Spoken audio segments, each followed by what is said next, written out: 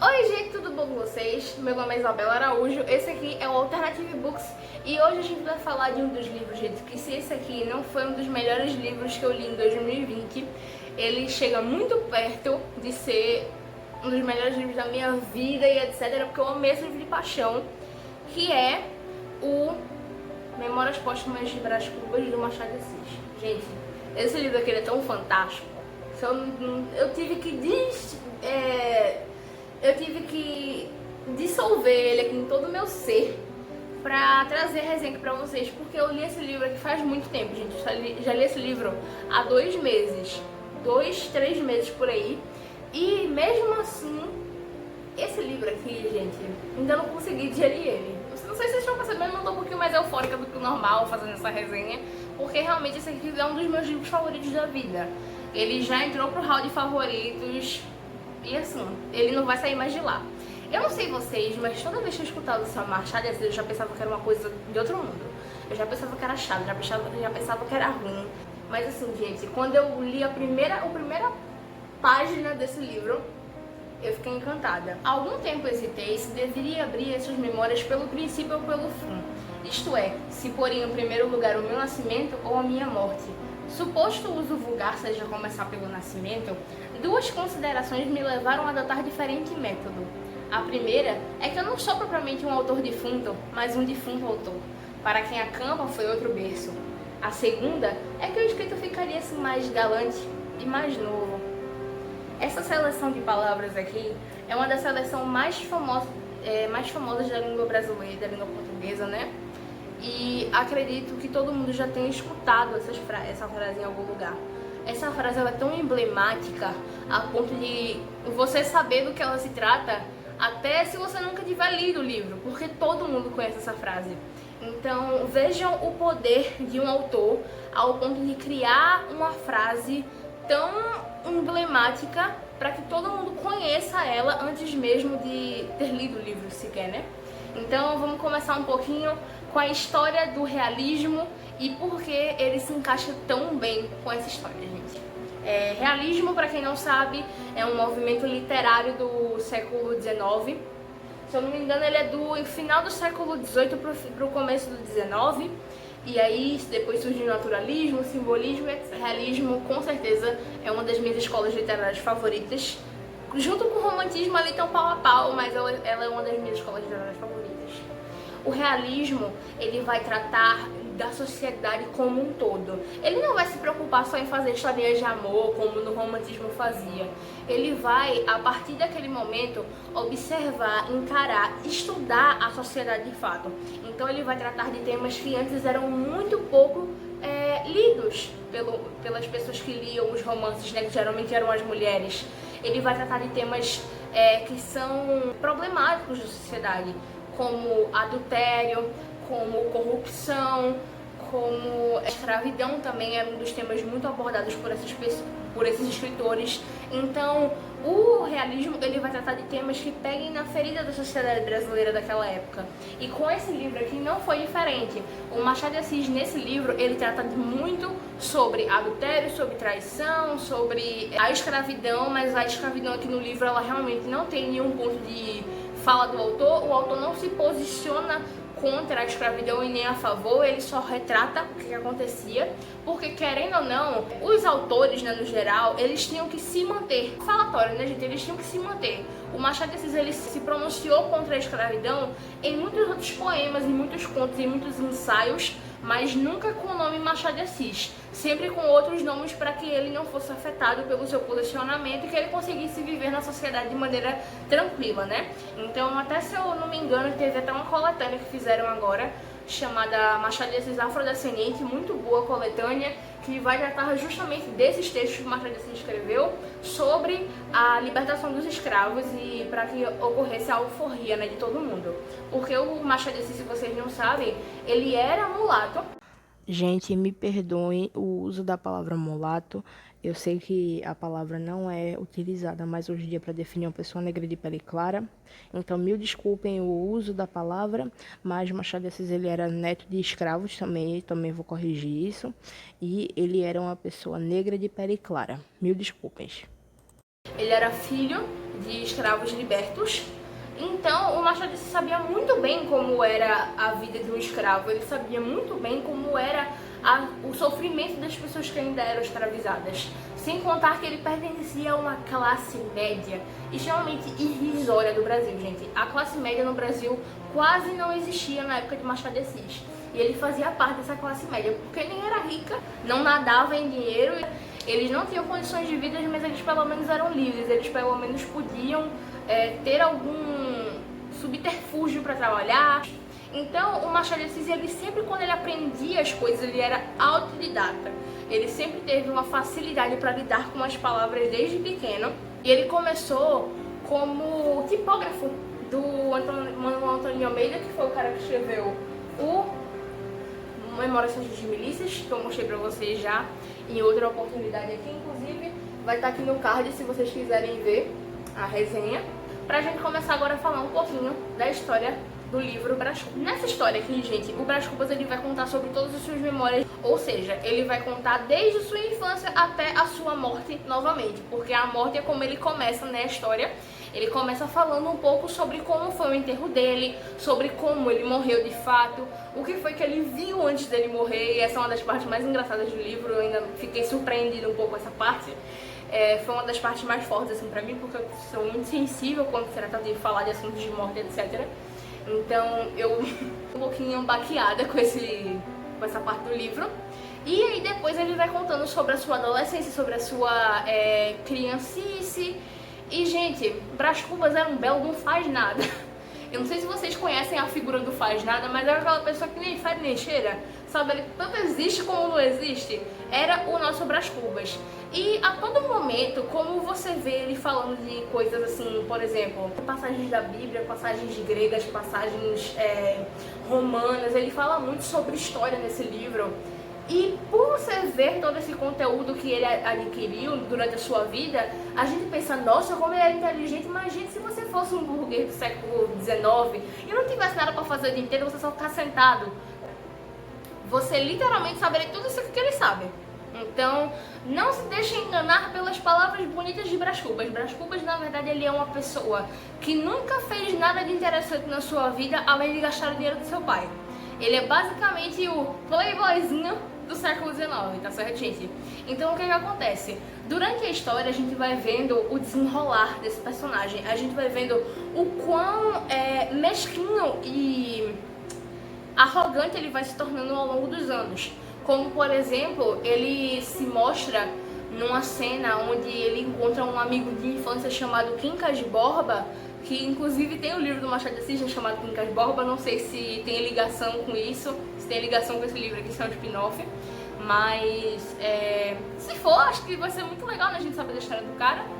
Então é o seguinte, gente, quando o Brás Cubas ele encontra o Quincas Borba ele se encontra em uma situação de mendigo, porque ele não tem mais dinheiro, ele acabou quebrando. E, gente, o que acontece? O Quincas Borba ele começa a falar com o Brás Cubas, né? Ele começa a dialogar, falando o que aconteceu com a sua vida e perguntando a Brás Cubas se ele já fez alguma coisa na vida dele que valesse a pena. E o Brás Cubas não tem muita coisa pra falar pra ele. Ele não tem aquela coisa de dizer assim, não, eu virei isso, eu virei aquilo, porque ele realmente não virou nada. Ele não assumiu um cargo na política como o pai dele queria, ele não estudou como o pai dele queria e ele não aproveitou as oportunidades que a vida lhe ofereceu. E além disso, ele ainda se gaba por não ter conseguido isso. Ele acha legal o fato dele não ter crescido na sua vida. Eu não sei, gente, se vocês perceberam, mas o Brás Cubas é uma pessoa deplorável ao ponto de tentar meio que se aproveitar das outras pessoas. Eu não sei se vocês percebem isso, mas assim, por exemplo, ele tenta sempre se pintar como uma vítima de alguma situação, mas na verdade ele não é mais do que um peão ali naquela situação, sabe, gente? Ele só tá ali por estar e pronto. Tem alguns momentos onde ele trai um dos seus amigos íntimos com a Virgília, que era o seu grande amor, né, segundo ele. Mas eles acabam... Ele perdeu a Virgília por um momento, porque ele estava prevenido para se casar com ela. Ele estava prestes a se casar com ela, só que ele desistiu. Ele desistiu no meio do caminho, o que fez o pai dele ter um ataque do coração. E aí, quando a Virgília já tinha se casado, aí que ele percebeu o quão apaixonado que ele estava, e Virgília também percebeu que ela estava apaixonada por ele, e aí eles têm um caso, onde esse aqui vai ser o caso de amor assim, mais estranho que eu já li em toda a minha vida, porque querendo ou não se trata de uma traição e eu não concordo muito, né, com essas coisas. Então, pra mim, eu achei que esse momento onde o Brás Cubas tenta dizer que a sua história de amor com Virgília foi uma coisa bonita e foi uma coisa legal de se fazer, achei meio... não desceu aqui em mim. Mas eu percebo que isso é só uma tentativa do Brás Cubas de fazer com que a gente pense que a vida dele foi interessante. Eu percebo que isso foi uma súplica para que a gente achasse, olha, pelo menos eu tive um amor, mas mesmo assim esse amor foi de uma maneira errada. Então o Brás Cubas, ele é aquele playboyzinho do século XIX, onde ele só queria farrear e só queria fazer coisas assim que estivessem ao seu alcance porque ele tinha dinheiro, mas ele em si não tinha moral e não tinha também ética para fazer as suas coisas mais devidas. Ele não tinha condições de crescer na vida normalmente por culpa de uma sociedade também muito terrível. Então assim, gente, esse aqui é um dos livros mais incríveis que eu já li em toda a minha vida. Vou falar um negócio pra vocês, realmente é. E assim, tem várias... Uma das coisas assim que eu percebi nesse livro que eu achei muito fantásticas foi o fato de o Brás Cubas sempre conversar com o leitor. A gente aqui em Sargento de Milícias, a gente vê isso muito, mas o Machado de Assis ele desenvolve isso muito melhor. Ele fala diretamente com o leitor, falando, por exemplo, se você acha que esse capítulo aqui não é legal pra você porque ele vai tratar disso, disso e disso, olha o capítulo e vá para tal. Ele literalmente fala isso. Porque esse livro tem um total de 160 capítulos. Apesar dessa quantidade aqui de páginas bem pouquinha, ele tem essa quantidade de capítulos e alguns capítulos não ocupam nenhuma página, gente. É impressionante como o Machado de Assis ele conseguia fazer isso. E assim, tem alguns capítulos assim que são muito emblemáticos. O primeiro capítulo, o do Empalasto, né, que é tipo um dos capítulos mais incríveis do livro inteiro. E o capítulo das negativas, que é o último capítulo, ele é sensacional. Eu não vou falar o que acontece nesse capítulo, porque é uma coisa assim que só quem lê o livro sabe. E é muito incrível esse fato do Machado de Assis ele conversar o tempo todo com o leitor. E assim, né, como eu falei pra vocês, alguns capítulos não ocupam nem uma página inteira, ó. Tá vendo esse daqui, ó? Que é o senão do livro. Ele literalmente só dura isso daqui. Aí eu grifei, inclusive, esse capítulo aqui inteiro, que ele fala o seguinte, ó: começo a arrepender-me deste livro. Não que ele me canse, eu tenho que fazer e realmente expedir alguns magros capítulos para este mundo, sempre é a tarefa que distrai um pouco da eternidade. Mas o livro é enfadonho, cheio de sepulcro, traz certa contração cadavérica, vício grave e, aliás, ínfimo, porque o maior defeito deste livro és tu, leitor. Tu tens pressa de envelhecer e o livro anda devagar. Tu amas a narração direta e nutrida e o estilo regular e fluente, e este livro e o meu estilo são como os ébrios guinham à direita e à esquerda, andam e param, resmungam urro, gargalham, ameaçam o céu, escorregam e caem. Folhas misérrimas dos meus cipestres hei de cair, como quaisquer outras belas e vistosas. E se eu tivesse olhos, dar-vos-ia uma lágrima de saudade. Essa é a grande vantagem da morte, que não se deixa boca para rir, também não deixa olhos para chorar, eis de cair. Esse aqui eu até fico chocada assim com o fato de como ele utiliza essa metalinguagem assim para falar do próprio livro, gente. Metalinguagem, para quem não sabe, é você falar de alguma coisa, que vocês estão fazendo. Por exemplo, eu estou gravando um vídeo aqui agora, dá pra perceber, né? Então eu estou utilizando metalinguagem nesse vídeo, porque eu estou falando do meu vídeo, acho que dá pra entender, né? Então, essa forma que o Machado de Assis encontrou para fazer a gente entrar no livro e fazer a gente se deliciar com todas as coisas que tem nesse livro são impecáveis. Eu fico sem ar pra falar disso, gente, porque é realmente uma coisa muito incrível.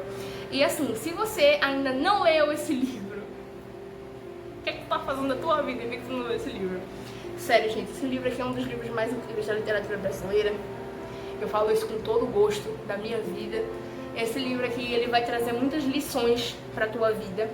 Mesmo que essas lições sejam um tanto quanto dolorosas, porque a gente sabe que a vida não é uma coisa fácil, esse livro aqui, ele vai te ensinar como era a sociedade do século XIX e vai te ensinar que ela não é tão diferente da sociedade, que a gente tem hoje em dia. Ela, na verdade, não mudou nada. E isso é o que mais me assusta. A sociedade que quebrava cabeças de escravos e dizia que estava tudo bem, hoje em dia estrangula pessoas inocentes no meio da rua, e é necessário que muitas pessoas saiam no meio da rua em plano de uma pandemia para fazer o movimento Black Lives Matter. Esse é um livro que trata sobre um capacitismo relacionado a uma menina que, infelizmente, ela nasceu com uma perna maior que a outra e é chamada aqui no livro de maneira pejorativa como coxa. Esse livro trata de um preconceito por conta das mulheres que não podem se casar de novo. Esse livro trata de pessoas doentes, de pessoas que estão amarguradas com a sua vida e de que não podem fazer nada para mudar isso, a não ser criar uma filosofia de botequim e serem acusadas de malucas. Essas pessoas, elas são retratadas com maestria nesse livro, que é o Memórias Póstumas de Brás Cubas, do Machado de Assis. Esse homem, com certeza, ele entrou pro cânone da literatura brasileira por algum motivo, e esse motivo é esse livro e toda a sua obra, porque a obra de Machado de Assis é uma das coisas mais completas que a gente tem na literatura brasileira. Enfim, gente, esse aqui é a resenha do livro. Eu espero muito que vocês tenham gostado dessa resenha. Eu fiz ela com todo carinho pra vocês. Esse aqui realmente é um dos meus livros favoritos da minha vida. Eu acho que esse aqui eu nunca vou conseguir largar. Ele já tá lá no meu Scooby com 5 estrelas e um coraçãozinho de favorito, porque eu dei mesmo. Eu terminei de ler esse livro aqui em 10 dias, gente. Você pode colocar uma meta um pouquinho mais frouxa, pode colocar uma meta um pouquinho mais apertada. E se você não tem interesse... Peraí, calma que eu vou dar ali chorar. Se você não tem interesse de ler esse livro, existe o filme Memórias Póstumas de Brás Cubas, que ele não é tão rico quanto o livro, mas ele é uma boa adaptação. Eu vou deixar aqui a capa pra vocês verem do livro, ou melhor, do filme, né?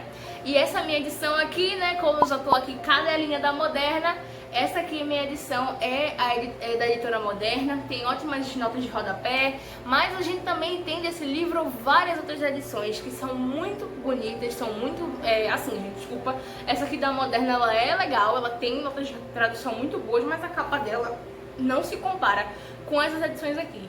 Essa daqui é a da Antofágica, que é uma das edições assim, mais lindas que temos no mercado agora. E essa daqui é da Panda Books, que também tem ilustrações, tem também notas de rodapé incríveis como essa. E a Antofágica também tem ilustrações, tá?